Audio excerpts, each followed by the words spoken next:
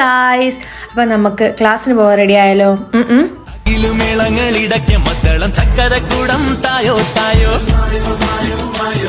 Transition ഒക്കെ കഴിഞ്ഞെങ്കിൽ നമുക്ക് പോവാൻ ഇറങ്ങിയാലോ? ആദ്യം തന്നെ ഐലൈനർ ഇട്ട് ചെറിയൊരു പൊട്ടിടാം.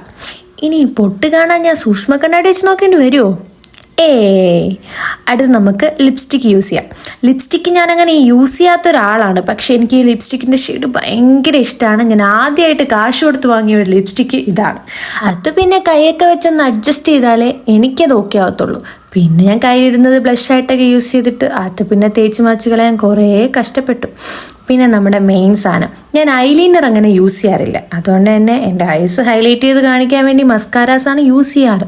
ഫേഷ്യൽ എക്സ്പ്രഷൻ ഒന്നും ശ്രദ്ധിക്കണ്ട, ഇത് സ്വാഭാവികമാണല്ലോ. ഒരു പൊട്ടും ലിപ്സ്റ്റിക്കും ഇട്ട് കഴിഞ്ഞാൽ പിന്നെ കണ്ണാടി നോക്കി സ്വയം ആസ്വദിക്കുന്നതാണ് സാധാരണ പെൺകുട്ടികൾ. ഹെയർ കോംബ് ചെയ്ത് കൊടുക്കുന്നുണ്ട്. ഈ ഔട്ട്ഫിറ്റിൻ്റെ കൂടെ ഞാൻ പെയർ ചെയ്യുന്നത് ഈ ജീൻസാണ് കേട്ടോ. പിന്നെ കുറച്ച് സെറം ഹെയറിന് കുറച്ച് ഷൈനിങ് കിട്ടാൻ വേണ്ടി തേക്കുന്നുണ്ട്.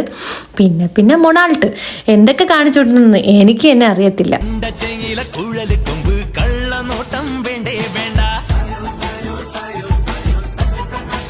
അപ്പൊ ഇന്നത്തെ പ്രഹസനം കഴിഞ്ഞു. Okay, by.